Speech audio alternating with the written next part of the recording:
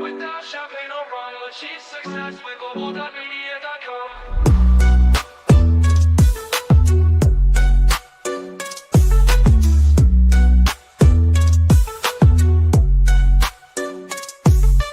Every step forward is a new beat to your drum. Achieve success with global.media.com. Then celebrate it with or without champagne. Ridiculous. Right, welcome everyone. It seems like again this losing connection to your LinkedIn seems to happen more often than most people's accounts, Coach David. But I'm going to reconnect your account again. I know we've done it already today, but let's do it again, right? Okay. Please say welcome everyone. Coach David, you're the star of the show, right? So I'll let you speak to our friends. All right, welcome everyone. I hope you can all hear me. Thank you so much for coming. Appreciate you guys. I hope you're trying to. I hope is it connecting? Yeah, it would in a second. Yeah, LinkedIn is back on. All right. Thank you. Are you streaming to your LinkedIn as well? You see that's probably the problem. We can't stream. There's no point us both streaming to your LinkedIn. The event is on your LinkedIn already. Okay. So you can stream to your Facebook or to your YouTube, whichever one you want to stream to. Oh, okay. Maybe I should. Okay, then I'll go to my. Let me stream to my Facebook then. Okay. Yeah, no, but we're live. I'm going to the LinkedIn page now. So okay. Let me have your link. So you see, I should go off LinkedIn, right? Yeah, we can't both stream to your LinkedIn. That's where StreamYard is struggling. All right. The event is in your LinkedIn already. All right. You don't need to stream there again. Okay. So I'm streaming to my Facebook and your YouTube.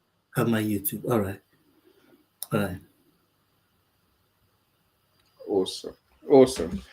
Welcome, my friends. We had this technical issue last week, and we fell down because we couldn't work it out. So we tried to be clever, and then it ended up not streaming to our event page, but it streamed to Coach David's stream on top, which is fine. Coach David, I'll give you the mic, my friend, and then we can work on people. All right. Thank you, everyone, for joining us. Michelle, you're here. I see you. Thank you so much. You're such a superhero. You were in the last ones. I appreciate you guys. Thank you for coming. That is so good to see you. Everyone here. I am excited to have you here. Thank you. I see Sumaya. I see Michael. Thank you all. You guys are super wonderful people. All right, today is very interesting, and I have some of my friends in the house. There is Olaoluwa, there's Femi, and there's Kesiana. Others are going to join us much later on. We're looking at becoming the blueprint of your transformation. Now, I'd like to just start by saying thank you, Emmy, for graciously having me again. Always exciting to be in the studio with Annie. Annie is a genius, remarkable gentleman there. Thank you for all you do. God bless you. All right. Everyone has a prophecy. Every human being has a prophecy. No matter who you are, you have a prophecy. I can see that again and again. And very soon, Femi is going to share some of the experiences that we had on campus. Some of the experiences that we had on campus around prophecy. There are other people like Michael who I thought they could join us today, who I would like to share. They would share some of the experiences we had about prophecy. Olaoluwa has some very good experiences, and also Kesian and all the other beautiful people, handsome people who will be joining us. It doesn't matter who you are or where you are in your journey, you have a prophecy. There is a prophecy about your life. This is important because At every point in time in life, things are not going to go according to plan. Things are not going to go according to your agenda. It's okay. There'll be times of discouragement. There'll be times of uncertainty. There'll be times of unhappiness. There'll be times of sadness. There'll be times of lack of joy. There'll be times of a lot of things. At the end of the day, at the end of the day, at the end of the day, there is a prophecy. There is a plan, there is a prophecy, and every human being on earth has a prophecy. There's a video I'm trying to dig out. I know, Annie, you have it. The video of Denzel Washington when he was talking about how, as a young man, he I forgot. had. I forgot. So keep talking. Give me a minute or so to upload it, please. All right, all right, all right. That's the video of Denzel Washington who was sharing. Please, can someone let me check whether I am on my LinkedIn? I can't see myself on my LinkedIn You page. are. No, we're on the LinkedIn page. I'm looking at it. Oh, that's cool. That's cool. That's cool. Look, if you're here, please drop us a comment. I see you, Nikki. Thank you for joining us. I can see you on my LinkedIn page. And there's many other people there. So drop us a comment so we can work with you properly. Okay. We'd love to acknowledge your time that you're giving us. All right. I can see. All right, good. I can see people on LinkedIn now. Thank you. I can see Nikki, my friend. There's Liana. There's Linda. I'm excited that you guys are here. Birunke, that's you. Oh, thank you. Thank you. Birunke has written, that prophecy was given for a reason. And she said that during the chat. And if you don't allow it to manifest, you are depriving some people of benefiting from that prophecy. Dr. Augusta says, I'm ready to manifest my divine assignment and impact the world.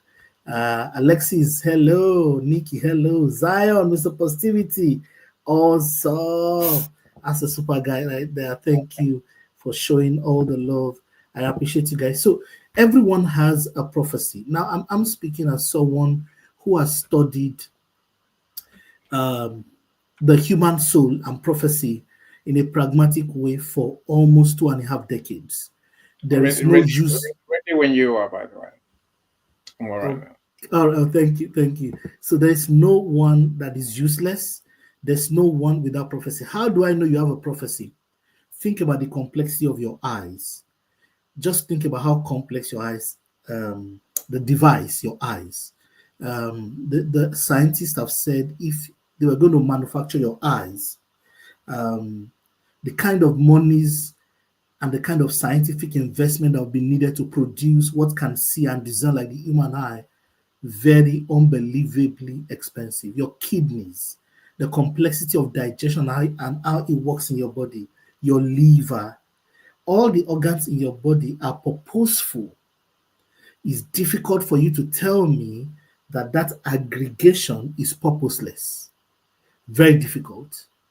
If you have such sophisticated devices that are different parts of a whole, and then all of that comes together in a powerful way, and you're telling me that there is no direct plan. No, that's not possible. There is a plan. There's an agenda. What I found out is that many people come into the world, and the tragedy of life, like we always say, is that we never met our parents. We never met ourselves. Before we met ourselves, before you met you met your dad and your mom, and they gave you your current identity. They gave you your first language. They socialized you. By the time you grew, after a little while, you began to meet uncles and aunties and family and whoever you met. And before you know, you probably were well above the age of conceptualization, probably in your 20s or 30s, before you begin to ponder on what is my prophecy. Everyone has an agenda, a plan, a design, a pattern. And I can tell you there are many ways of finding this, and I've studied this over the years. Before I go to how to discover your prophecy and your life design and all of that, please let it be settled within you. You have a design. The problem is that a lot of us are in phases of our lives where our designs are not clear because of what we're going through. And Annie will play a video of the famous Nollywood, sorry, not that's not Nollywood, Hollywood actor, remarkable gentleman Denzel Washington, where he spoke about the prophecy of his life and precisely what he went through. Annie, over to you. Please just play the video now. It's about 5 minutes. Please bear me witness. You can drop in the comments what you feel about the video. That's this Denzel's personal experience. Yeah, here it goes. Flunking out of college. I had a 1.7 grade point average. I hope none of you can relate. I had a 1.7 grade point average. I was sitting in my mother's beauty shop. They still call it beauty shops now? What they call it now? Yeah, I was sitting in the beauty parlor. I was sitting in my mother's beauty parlor, and I'm looking in the mirror, and I see behind me this woman under the dryer. And every time she looked up, every time I looked up, she was looking at me, just looking me in the eye. And I didn't know who she was, and I said, she said, somebody give me a pen, give me a pencil. I have a prophecy. March 27, 1975. She said, boy, you are going to travel the world and speak to millions of people. Now, mind you, I was flunked out of college. I'm thinking about joining the army. I didn't know what I was going to do, and she's telling me I'm going to travel the world and speak to millions of people. Well, I have traveled the world, and I have spoke to millions of people. But that's not the most important thing, the success that I had. The most important thing is that what she taught me and what she told me that day has stayed with me since. I've been protected. I've been directed. I've been corrected. Fail big. That's right. Fail big. You only live once. So do what you feel passionate about. Take chances professionally. Don't be afraid to fail. There's an old IQ test, was 9 dots, and you had to draw 5 lines with a pencil within these 9 dots without lifting the pencil. The only way to do it was to go outside the box. So don't be afraid to go outside the box. Don't be afraid to think outside the box. Don't be afraid to fail big, to dream big. But remember, dreams without goals are just dreams, and they ultimately fuel disappointment. So have dreams, but have goals. Life goals, yearly goals, monthly goals, daily goals. I try to give myself a goal every day. And understand that to achieve these goals, you must apply discipline and consistency. You have to work at it every day. You have to plan every day. You've heard the saying, we don't plan to fail, we fail to plan. Hard work works. Working really hard is what successful people do.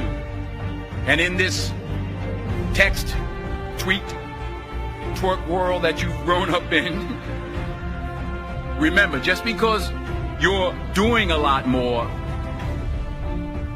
doesn't mean you're getting a lot more done.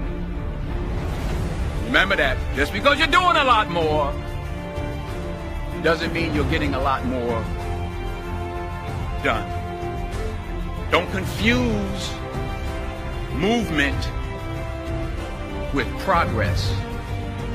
My mother told me, she said, yeah, because you can run in place all the time and never get anywhere. So continue to strive, continue to have goals, continue to progress. And anything you want good, you can have. So claim it. Work hard to get it. When you get it, reach back. Pull someone else up. Each one, teach one. Don't just aspire to make a living. Aspire to make a difference.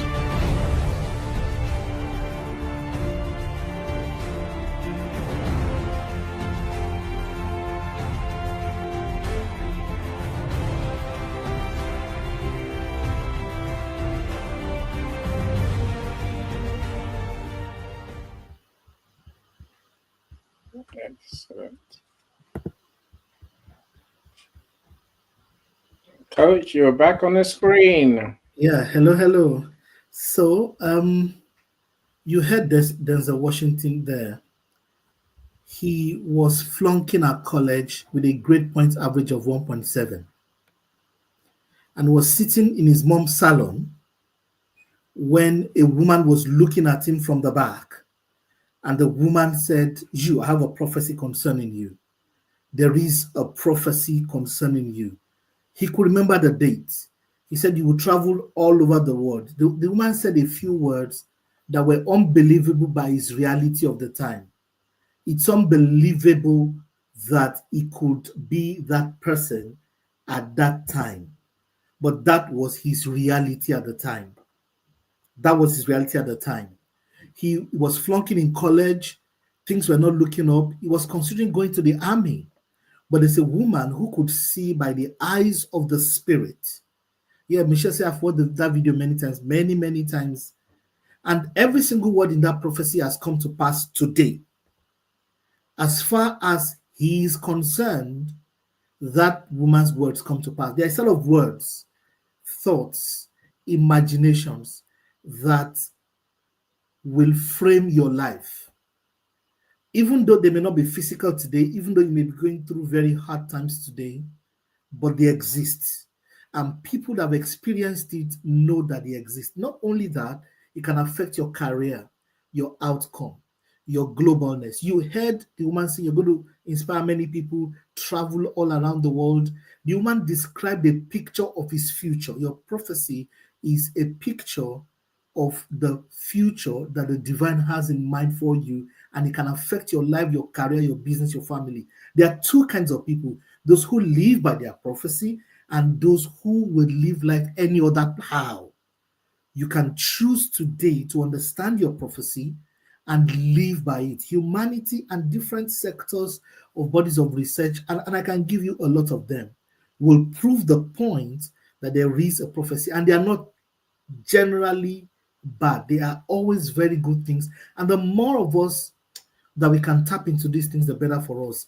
In the first edition that we did, remember we spoke about the gatekeepers who keep people away from assessing their divine mandate. You have to break that jinx.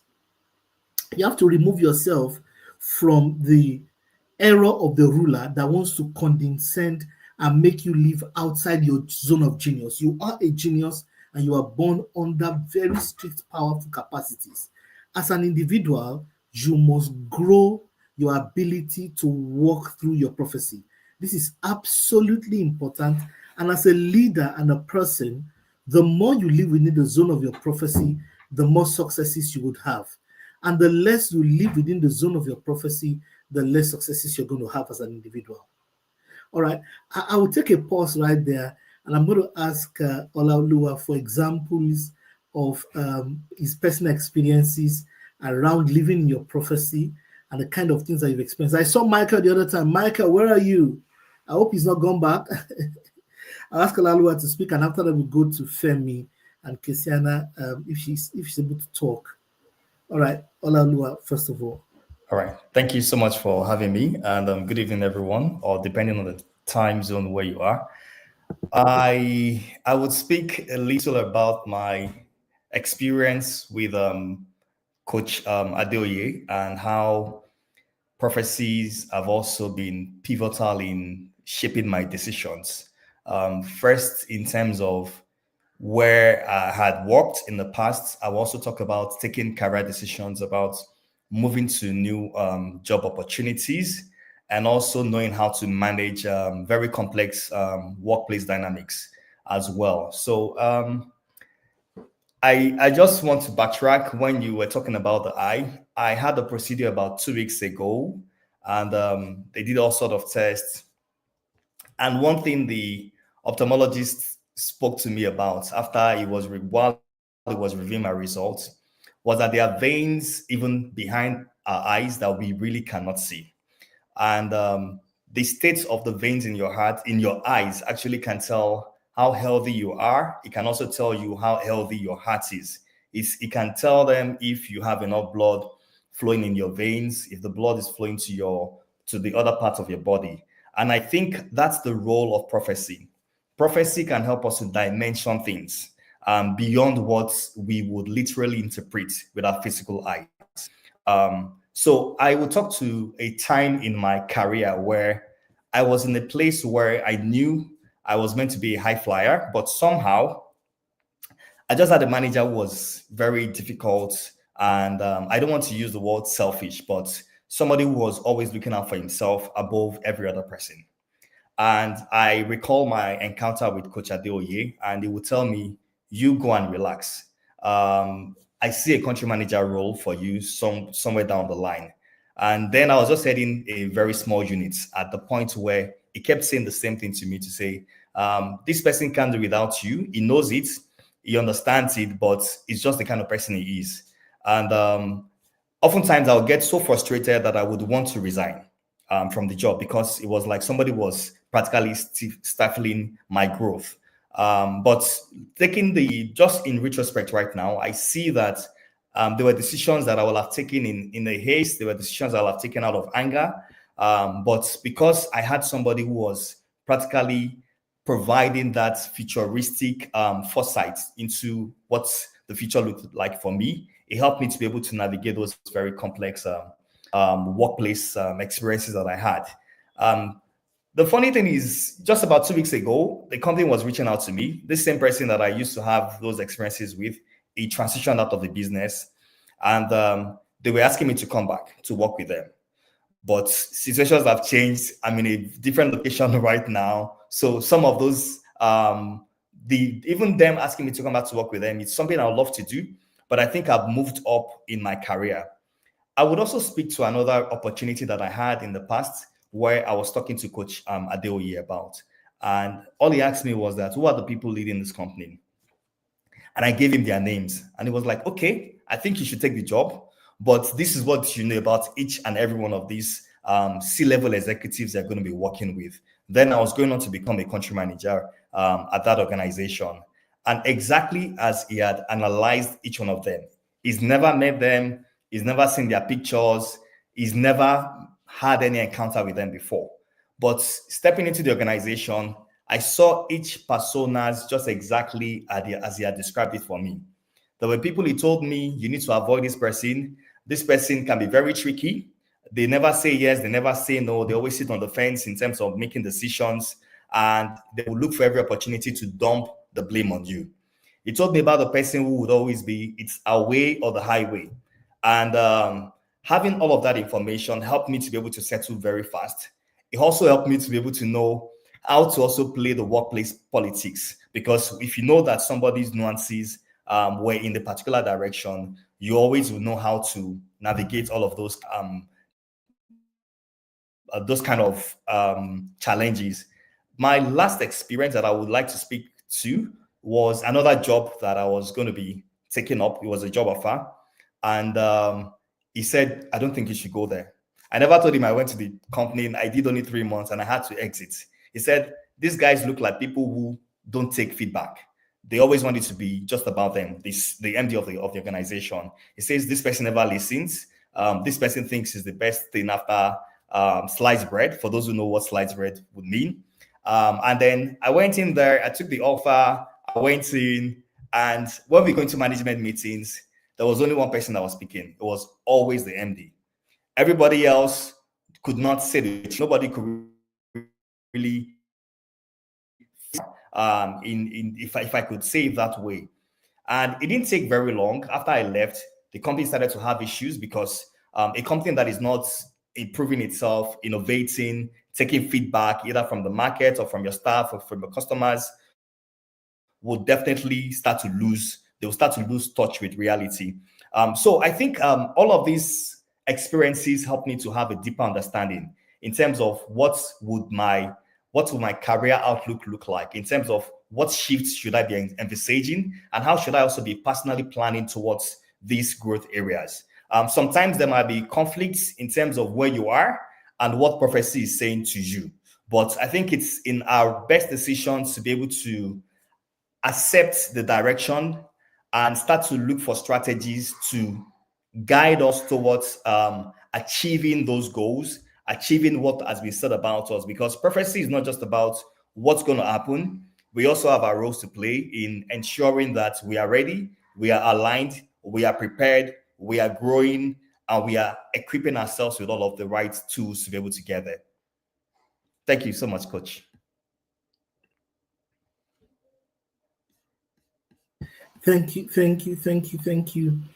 for sharing that experience. We've had loads of experiences over the years about how prophecy has made a difference, and the problem is that a lot of people are looking for transformation outside of their God-given prophecy. A lot of people are looking for results and money and resources and wealth outside of the original divine agenda. And there's a lot in stock for us that God has made if we can just tap into it. Like I said, I've been a student of these things for about 30 years. One of the persons who was with me in the earlier teenage years of my life, who probably has some first-hand experience in some of the things we handled as very young children, in quotes, 17, 18, 20, 21, 22, thereabout. Olalu, coincidentally, Olalu also knew me, and about that time, we were also on the same campus. That's true. Yeah, you also knew me at that time. Wow, that's true. We're also on the same campus at about the same time. I've even forgotten that altogether. There's another guy who was with me on campus, Henry, who also will testify to how long these things have been. Henry was 1995, 96, thereabout. It was the first time I met Henry, and we hit it up. But Femo and I, we also go way back, and I'm sure he has some experiences to share, that there is a plan, and it will appear. Joe, Ali, how are you, Joe? Good to see you. How are the dogs? How are the dogs? So you say the dogs are so happy to be outside. It's like a gorgeous day here. Awesome, 75 degrees, and my whole backyard is cleaned up from dog poo, and wow, so yeah, good. They're out there, and my one dog is expecting puppies again. So oh wow, congratulations. I know I'm a little crazy like that, but it's exciting.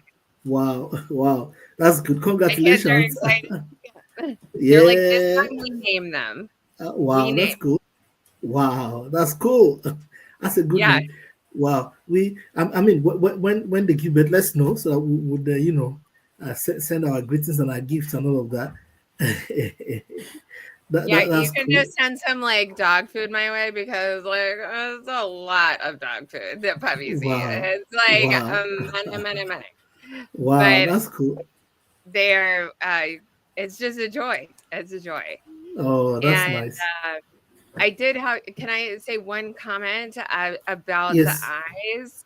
Yes. Because that is was a great point he made, or not made up, but brought up. And the eyes are very vascular, and especially for African Americans, I know this to be true. You can tell diabetes in the eyes before you can actually feel it in your body. So it's like a vitamin deficiency, and it just your eyes get more yellow.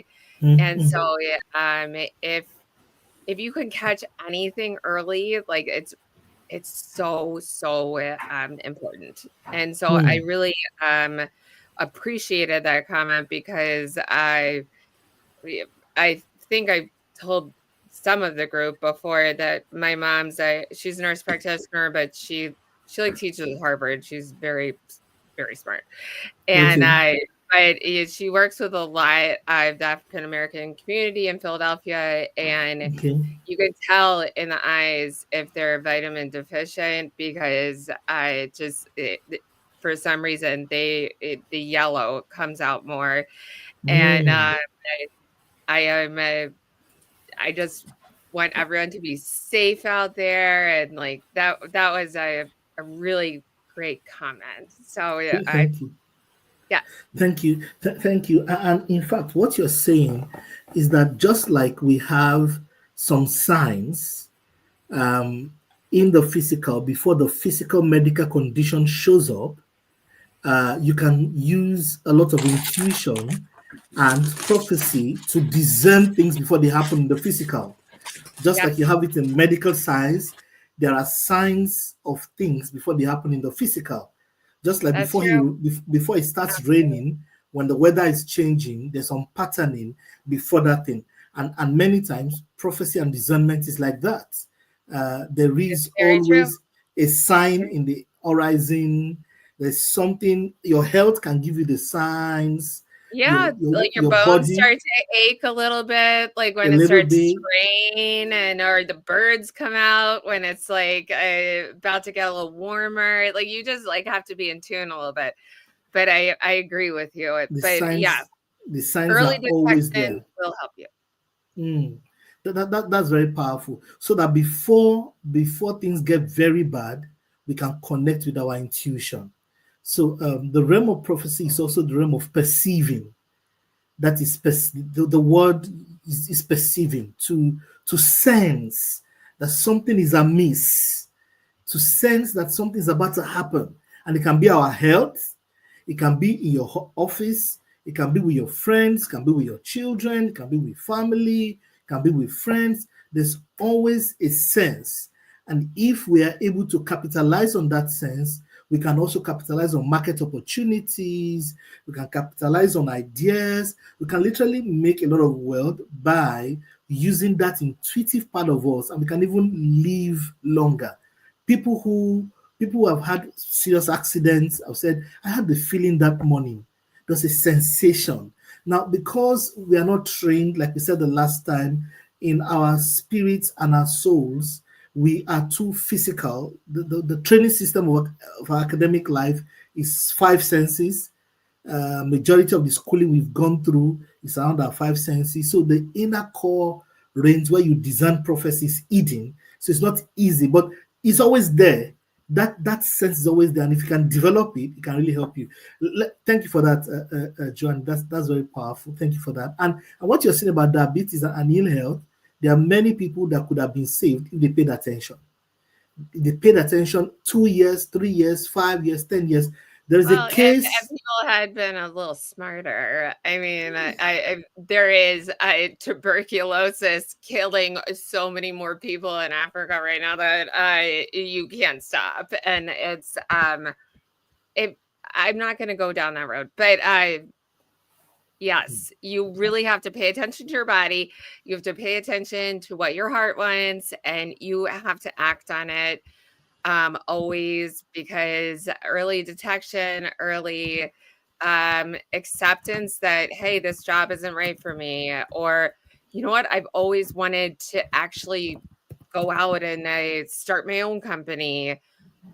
You have to think the heart and the soul, and it's all connected, I guess, with the God, if we're going there. But you know, it's very important. That's like a sixth sense. It's just, that's your sixth sense, like your intuition. Thank you so much for that. And there's a lot of material out there about how to develop these things so that you can connect and we can capitalize tangibly. So we take it from the realm of I'm just feeling it to get to the point where it can be more certain.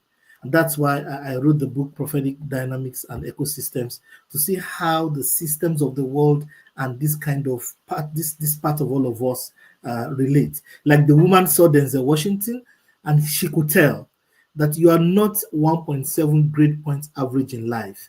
Your scores now may be like that. You may be confused where you are right now, but your future is not 1.7 grade points average. Your future is far brighter. Wow, thanks so much for that, John. I appreciate that comment. Where is Annie? Annie, I can't see you. Where are you? Let's go to Femi. Femo, please come I'm here, but I hide the word happily. Look, have a look at Michelle Ramos's comment. That's why I leave them on screen. All right. I saw that. Yes, because we're so swelling. Spinal taps were the only procedure that saved my vision. Wow. Because wow, that's cool. Wow. I mean, it shows that our eyes, I think, as Olua said, you know, our eyes do tell us about what journey we're building on. go. Let's So, go to our next speaker. Then I'll bring Femi. all right. Yeah. Please go ahead. Let's hear from Femi. Thank you, Michelle. Love you, Michelle.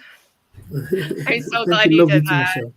Thank I'm you so so much glad that you got for the early comment. Thank you. detection.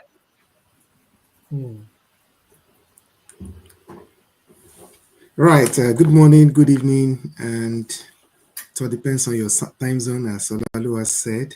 I'm so glad to be here. And I've known Coach David for upwards of 2 decades. We met specifically in the year 2000. That's 25 years ago. And Wow. it's one of such phenomenal individuals that I thought God brought into my life to shape me and to guide me and to walk this journey of life with me, right from undergraduate university days. And there is this motivational book that has sold millions of copies, 7 Habits of Highly Effective People by Stephen Covey. And the second habit is begin with the end in mind. So that exactly is what he was able to find out, that if you want to succeed as anything, envisage what the end would be, then plan from the end right back to the beginning. That is highlighting the clear visions, purpose, and strategies for you to get to your end point. And this is where prophecy comes in. This is where prophetic coaches comes in. And I thank God for bringing Coach David into my life, because almost at every point, talking of relationships, career growth, travel to the UK, even ministry. When it was time for me to become a pastor, at every time God would always send him to tell me, the season is changing, this is what God intends to do in your life. And it has always been spot on, as in 100% spot on. Right. I remember in the year 2003, 2004, we gathered together to pray, and then Bishop will prophesy and give us the word of the Lord, as we call it, for each and every one of us. And to the last letter, everything has come to pass.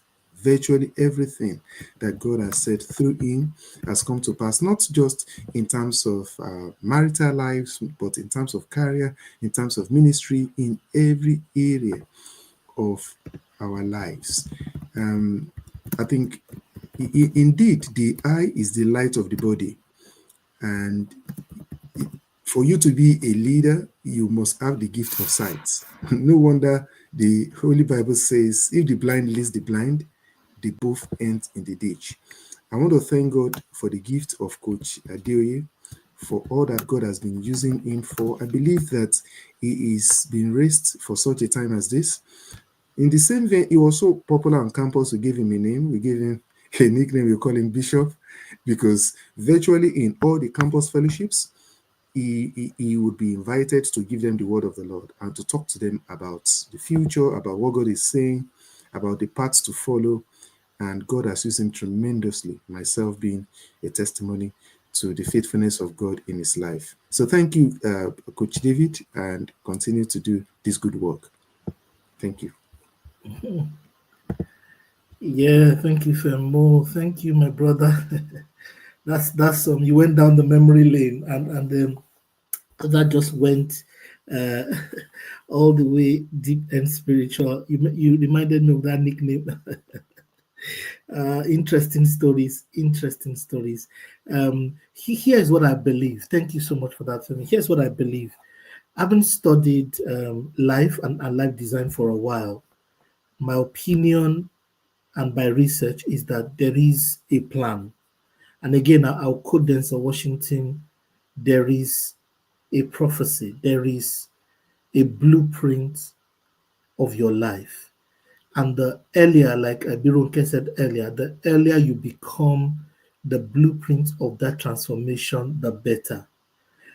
What's happened to many of us is because of human experiences and what we're going through, we have become deviated and we have had course of life and events that's taking us away. And if we look at the physical, we're going to make wrong decisions.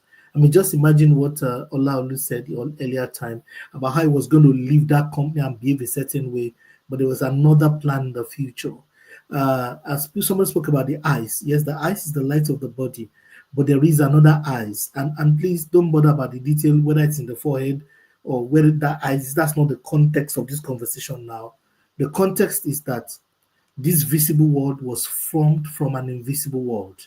If you think about it, everything you become today, you thought about it first. You impacted in your imagination. You wanted to become an engineer or a medical doctor, or you wanted to have dogs, or whatever you do would start from the invisible, intangible realm. And then you begin to work towards like a goal, and then it becomes reality. So there are spiritual dimensions to our existence as human beings that make us live very excellent lives if we decide to live according to those things. Okay, he mentioned I have had more than 20 spinal taps. So brutal. Yes, and I would agree with you in prayer. And I believe that God can also heal you. I'm sorry I went fast spiritual, but let's come back very quickly. I just saw the chat brutal, and all of that. We have to believe that there's an agenda, there is a purpose. Like I said in the beginning, we can't have all of these sophisticated systems and there is no belief, there is no overarching aim of God's plan. There is an agenda, there's a blueprint. And you heard Femi speak about it.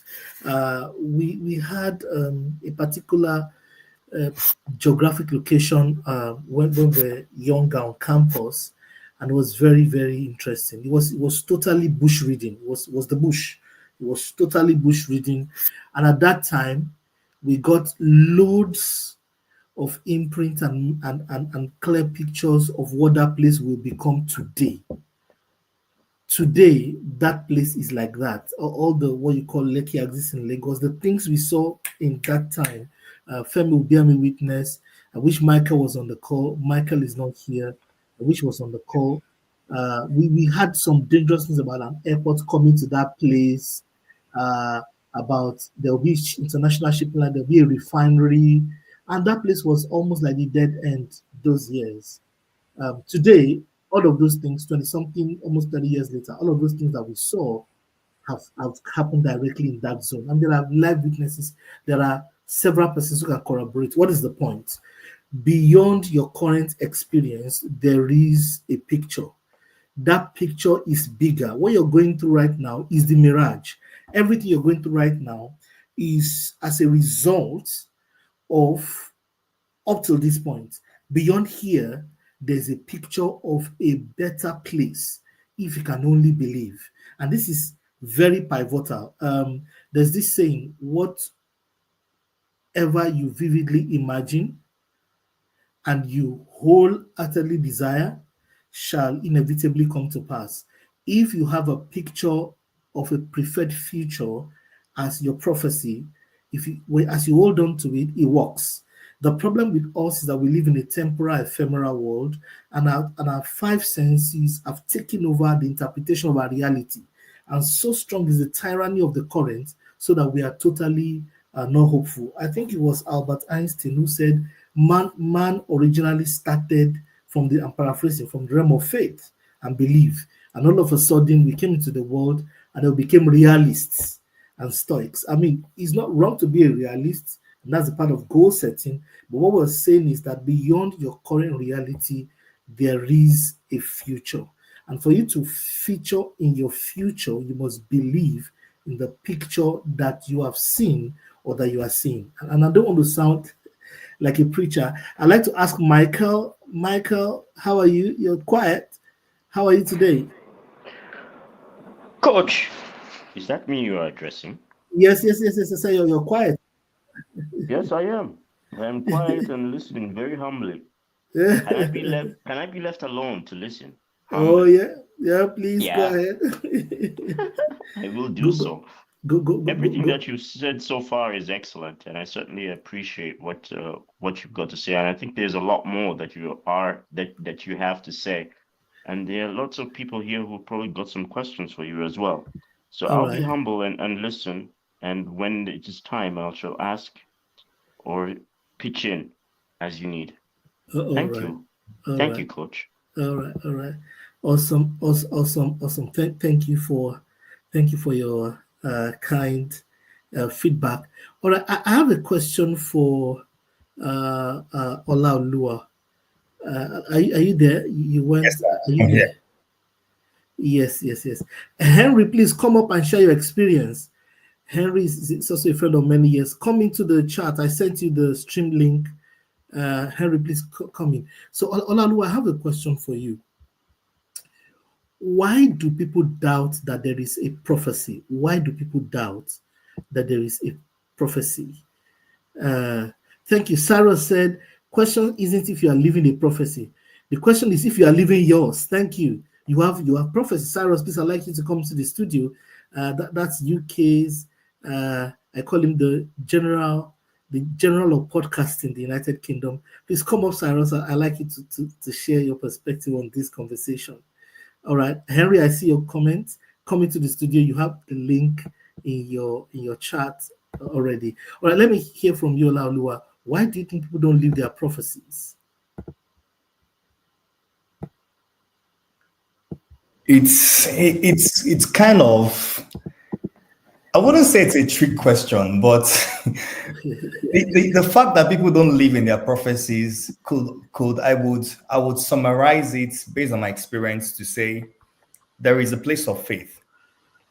And we don't want to turn it into a spiritual exercise like you mentioned, but the first thing is that you need to believe. If you don't believe, you can't start to take action, because having that belief that what has been said or what you've heard is going to come to pass means that you need to take action. And taking action always means that you must have faith that those things are going to happen. That's also going to help you know what kind of decisions you're going to be taking. So should I be venturing here, or should I be moving into, if it's a new opportunity, for example, you want to be asking yourself, should I be moving into this line or this kind of profession? But the decisions you're going to be taking will be based on the fact that you first believe that these things that have been said can happen. Once people don't have that belief, they find it very hard to be able to take pragmatic steps towards the things they've heard or they've been told that would come to pass. So I would summarize it as faith and action. If you don't believe, you can't take an action. And like we've been taught many years ago about the be, do, have principle, you first need to be that person who can do that thing before you can then become that person. So if you want to become a medical doctor who can now probably have your own hospital, you need to first become that medical doctor. But the first process is your mental state of mind. Do you ever, or can you ever imagine yourself to becoming one? And then what steps do you need to take to get in there? And then before you can then materialize and become that person. So it starts first in the mind before you can take actions. But faith and actions are the words I'll use to summarize it, sir. Thank you, sir. Faith and action. Faith and action. Thank you. Henry is here. Thank you, Henry. Welcome. You went off again, Henry. Welcome. So I agree with you. It's faith and action. Faith and action. But there's a question from Joanne. Joanne says, Joe says, what does living in your prophecy mean, and how does it differ from traditional views on purpose? They don't differ. One is an expression of the other one. Your prophecy will be the core engine room of your purpose, or your prophecy describes your purpose in quotes. It's like putting your purpose and the overarching thoughts inside your purpose into words. They are that's like saying your home and your house. This question is like saying your home and your house. Look, at the end of the day, you can't separate them from each other. What does living your prophecy mean? It means living your life. Like you saw what happened to Denzel. That's a beautiful, brilliant description. Physically, it was 1.7. He didn't know what to do with his life, was confused. That was the picture in the physical. But beyond the physical, there's someone who could see deeper and give him a sense of hope and explain to him the picture of his preferred future. And that actually created a mark of difference. Prophecy speaks about the mind of God. Yes, the mind of God. Thank you, Joan. Thank you, Joe. The mind of God, or the mind of the design of your creation. And prophecy actually helps you to understand your purpose. So both they interpret each other. Your purpose is an expression of your prophecy. Your prophecy explains your purpose.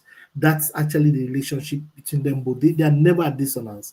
The only other thing I would like to add is that your purpose, many people think purpose is one exact pinpoint. No, your purpose is a zone, not one exact pinpoint.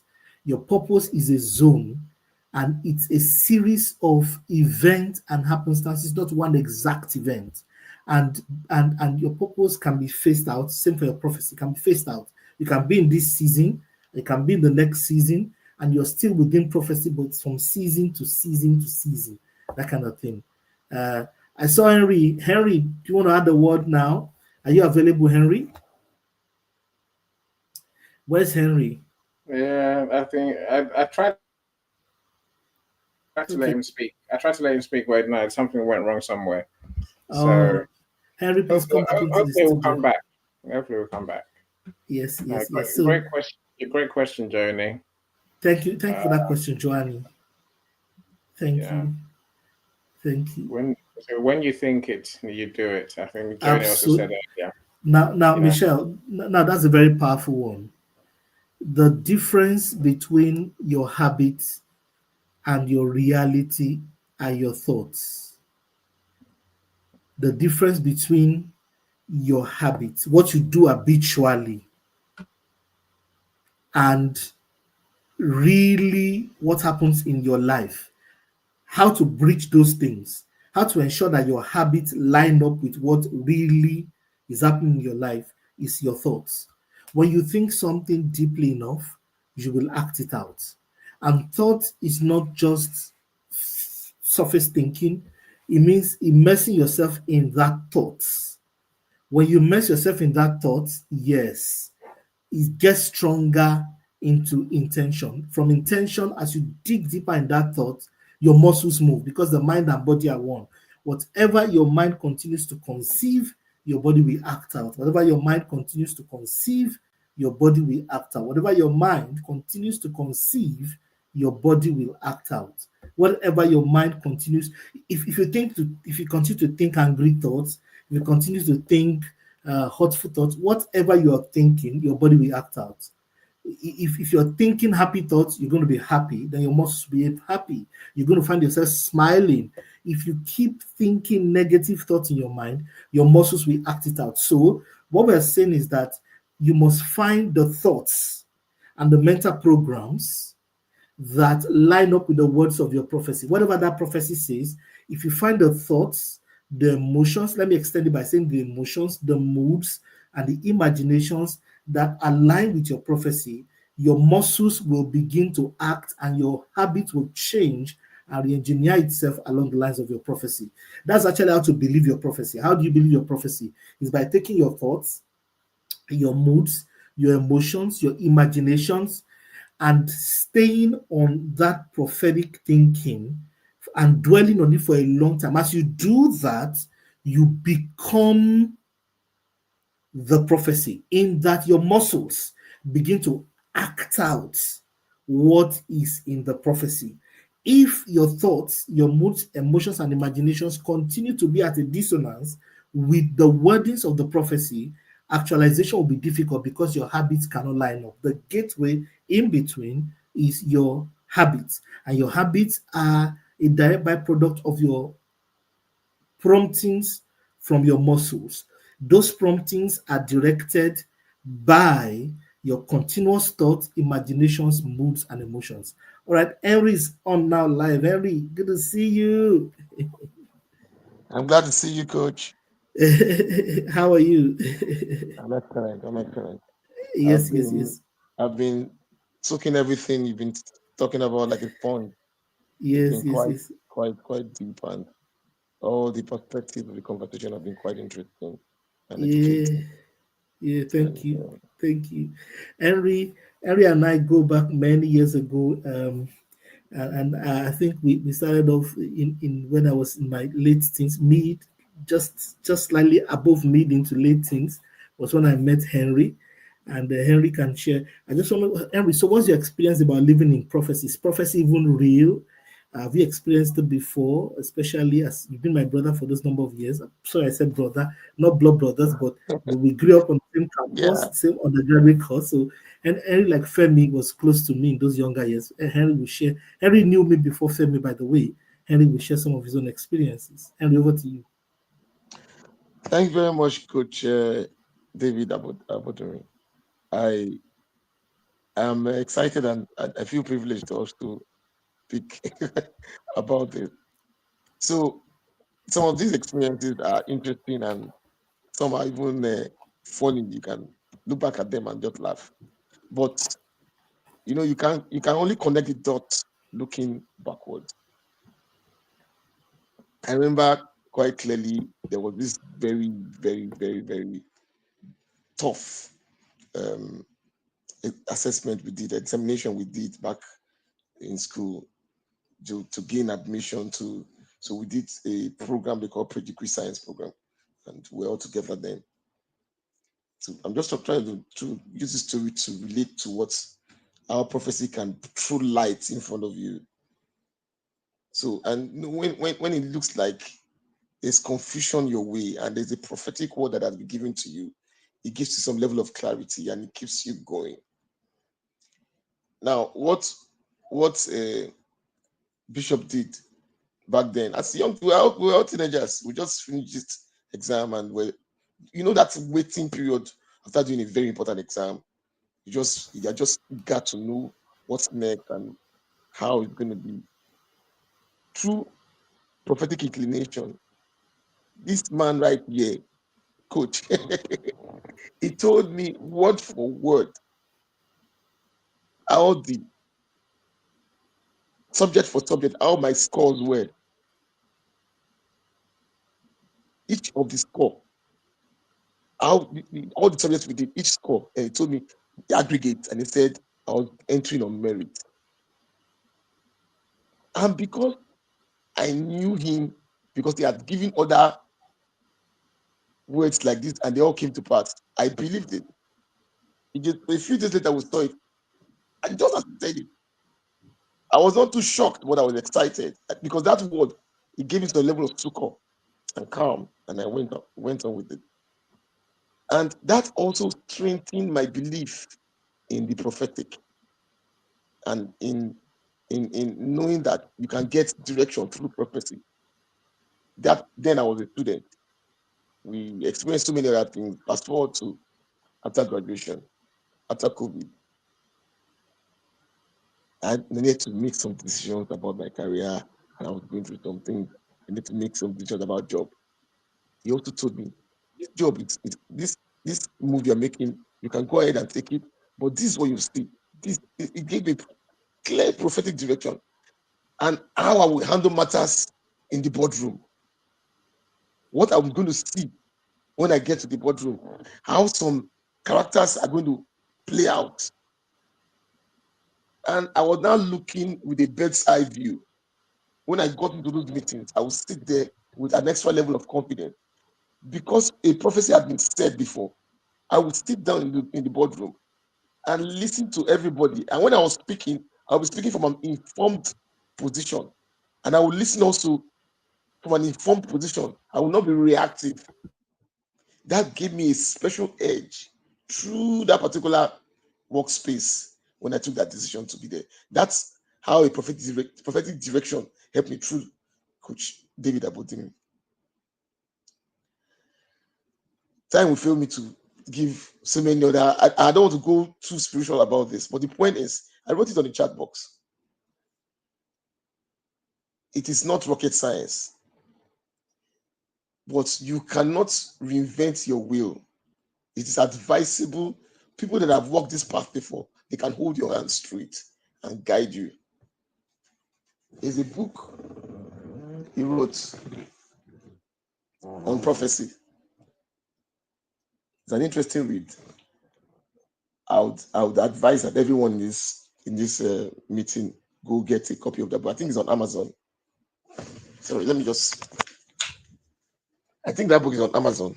A Practical School of Prophecy for Modern Believers.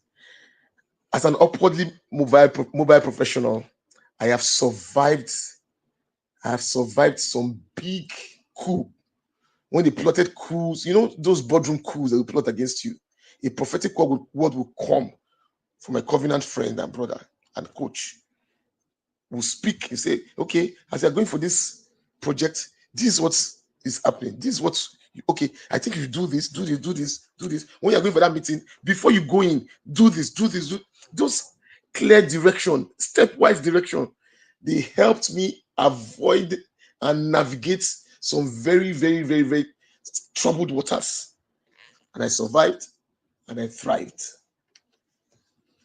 I'll recommend this book for anyone on this call. A Practical School of Prophecy for Modern Believers. It is not a psychic thing, but there's a clarity you get. There's something that I say a lot of times, that divine direction is the only avenue to all-round distinction. Imagine that you are trying to land a plane and you cannot see the runway clearly. You will not be able to land it with confidence. And if you landed it without seeing, you may crash the plane. That's how some of us run through life. But we need direction to go through life. And if you can get someone who has over 3 decades, I'm talking about, he's been doing this thing from his teenage days, over 30 years of precise, and he's so humble, so humble. And you see a coach like this, he's so humble, accessible. What I would just say is, prophecy cannot be overemphasized. It is very important for our direction, to raise our kids. You need some level of prophetic declarations, prophetic insights to even raise teenagers, to navigate through tough terrains on the job, to handle situations in careers, to manage situations in difficult times. Prophetic direction is just so priceless. And I think I want to commend the organizers of this session, because everyone that is in this meeting now will go out of here with some valuable tips. And God helping us, every promise, every truth, every prophetic word that has spoken to you, that has declared over you, they will all come to pass by the grace of Almighty God. Thank you very much, sir. I'll let other people speak. All right. Thank you, Henry. Thank you, Henry. Thank you. I mean, thank you for going down memory lane. Those are very interesting days. Hold on. Question. Did you write? Is that book one of yours, Coach? Yes. That's one of my books. I actually have 3. Another one of yours. Okay. That's another one. Yeah. My friends, I guess we're here because the conversation today, if you look at the flyer, it's in relation to Coach's book number 3, as I call it. He has many more books coming. Yeah, that big book. That background is always annoying. Move it to your right, to your left a bit. Yeah, there, that way, right.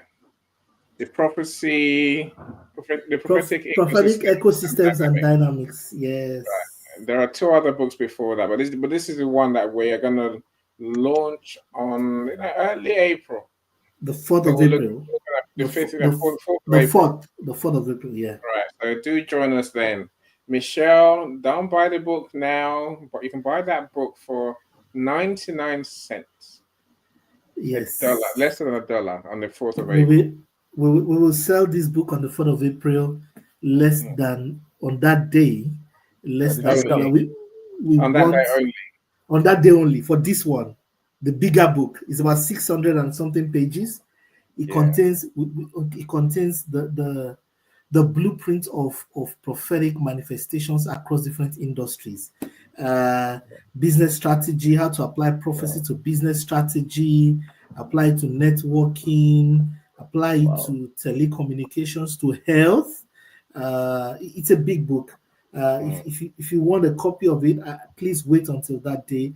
It's going to be very, very. You can buy 12 or 10 of them. You can buy 25 of them for your friends. There's the role of prophecy in governance. The nations of the earth right now needs prophets. We need people who can advise our government and our leaders, because the problems of the world are getting to the point where they are getting tough. We have very, very impossible challenges facing the planet today, and we need prophetic intelligence and capital to solve those problems. So how do you use the prophetic in teams and communities to create results? There's prophetic business process reengineering, transforming systems for divine efficiency.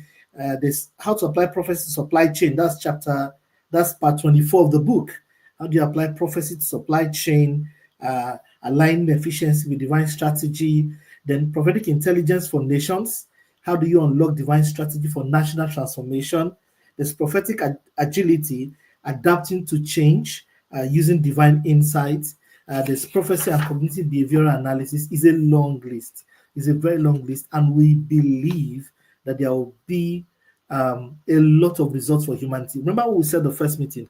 Annie, can you remind me the lady who said to us that from the times of ancient Egypt, there are always gatekeepers? Elizabeth. Elizabeth. No, Elizabeth, yeah. Elizabeth. Where is she, by the way? I don't know.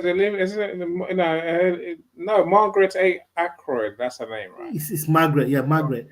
She gave us a historical view of what happened over the ages, and how there's always a system in place to keep many people from entering into the divine part of their human expressions, and how many of us should work at conquering those systems, because that's where true wealth would lie. I want Femi to speak now, because Femi is a professor. He's a doctor of economics. Hold on. I'll bring Femi back up. Are we going to hear from KB, and Dr. Amaka is here as well?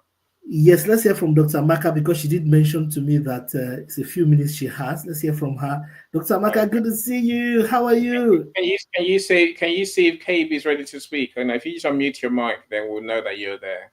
Okay, KB, how are you? Are you ready to speak? No, she's out. She's still busy. Okay. Dr. Amaka, you are on screen. Hello, good evening, You're the one that brought us together, so I have to. I'm not worthy. I'm not worthy, Dr. Amaka. I'm not worthy. No, well Stop it. Just stop it. I'm excited that I'm able to join in today. I'm always kind of running in late because it's work time for me most of the time, but I'm excited to be able to join the conversation today. I was just listening in, and I wanted to just come up and really just give a shout out to everybody, right? Shout out to Coach David, shout out to Annie. I'm super excited to see these projects coming to life, because when I knew that Coach David had written the book, the first thought that came to my mind is, how are we going to make it a bestseller? What are you doing about the launching? And it's like, oh, okay. It's like, I know the best guy for you, and I can make the connection. And I'm happy that I made that connection. And this is now, the ball is in motion, and we are counting down to launch date. I'm excited for that. I'm hoping that everybody will come out en masse on that day to buy the book, and just to make sure we get that bestseller status. This is going to be a win for all of us, because Coach David is really one of the big members, or one of the vibrant members in our community as Scholar of Mentoring Academy. He's been with us for months, supporting our program, also being there, building his own brand, becoming more visible to the LinkedIn community, right? Because it's all about having the right kind of visibility, meeting your own people, meeting your own tribe, knowing the people that you are solving problems for, and for them to know that you are there. Because sometimes you may carry all the values in this world you have all the values. That's what I always tell them in the coaching program.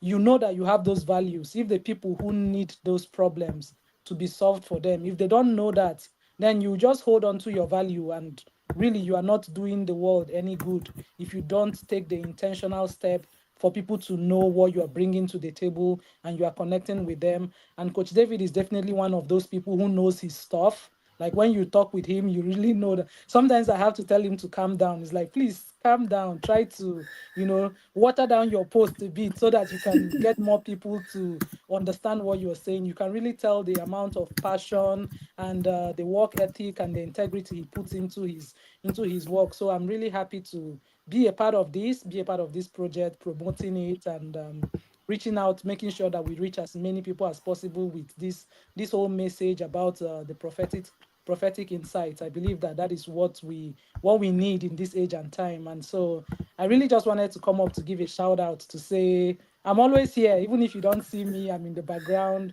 I'm supporting, I'm promoting, I'm doing the best I can to make sure that this book reaches as many people as need it. So I'm going to hand it back to you. That's my bit. Thank you for the opportunity to step in and talk. I say thank you. Do you know that this man he's probably been to as many events in the last 3 weeks that I have? He's putting himself out there. He's getting around. He's making friends. So that's the way to go about it, right? You need to connect to the people who need this problem that you know how to solve. You need to find those people intentionally, and that's great. Well done, Coach David. Well done, Annie. Thank you for taking care of him. Yeah. Thank you, Coach David. I say, well done for showing up. That's the thing. You got to show up. And thank you, Dr. Amaka. Yeah, and thank you for connecting me with any superhuman being. God bless you. Thank you so much. It's and my thank pleasure. you to the Scholar Up team for the good work that you're doing. Thank God you. bless I you guys. appreciate that. Yeah. Thank you so much. All right. Okay. I'm going to shut up now and give it back to you guys. Dr. Amaka had a point, my friends. If you please do join us on the 4th of April for the book launch. It's not nice when my friends have amazing solutions. We come and enjoy the insights in these events, these pre-launch events, and then don't turn up on the launch day to buy the book. Right. Turn up on the day and buy the book. Say $1, less than $1.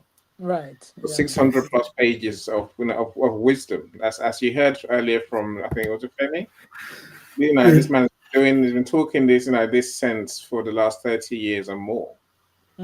So that's what he's talking about. So do join us and do come and come buy the book. You can have Coach David in your house, right? On your coffee table. I can't wait. Do come and support the book. And then in the meantime, do connect. So after the event, go to the comments page and connect. Connect with people who are here, right? Right. Yes. Connect to Coach David as well, and let's have those conversations. LinkedIn works on conversations. It works on people talking to each other. Just connecting and leaving it to a chance doesn't help.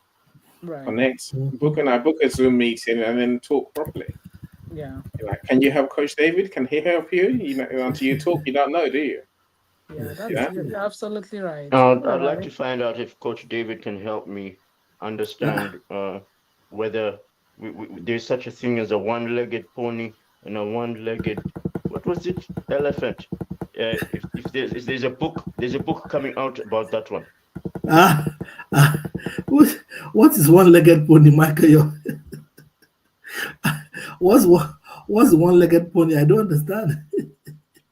Well, one-legged pony. It's a pony with disabilities. Is what it is, Coach David. Of course, there's bound to be a one-legged pony that hasn't given up life, right? It's still living. It's still going. It's a story of persistence, Michael. Persistence, determination, prophecy, maybe. Indeed. The pony has a mission, Michael, right? It's not going to give up. It's only got one leg. And what we're looking for is prophecy. Yeah.